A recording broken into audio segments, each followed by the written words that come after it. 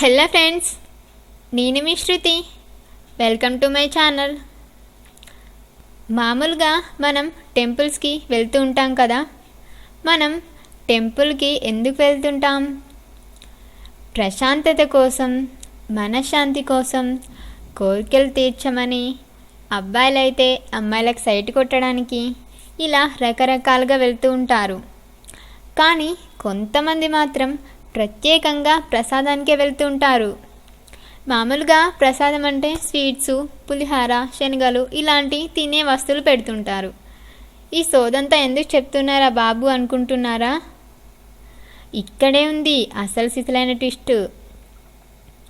అన్ని ఆలయాలలో ప్రసాదంగా కేవలం తినే పదార్థాలను మాత్రమే పెడుతుంటారు. కానీ ఈ ఆలయంలో మాత్రం బంగారాన్నే ప్రసాదంగా ఇస్తారంట. చాలా ఆశ్చర్యంగా ఉంది కదూ.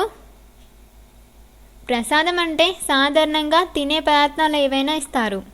కానీ మధ్యప్రదేశ్ రాష్ట్రంలో రత్లాం అనే నగరంలో మహాలక్ష్మి ఆలయంలో భక్తులకి ప్రసాదంలాగా బంగారం మరియు వెండి ఇస్తారంట. ఇక్కడ భక్తులు దేవతకి కానుకల రూపంలో వెండి మరియు బంగారం చాలా ఇస్తారు. అయితే వాటిని వారు అలానే దాచుకోకుండా వచ్చిన భక్తులు అందరికీ వాటిని పంచిపెడుతుంటారు. అయితే ప్రతి ఏటా దీపావళి రోజున ఇలా అందరికీ పంచుతారంట.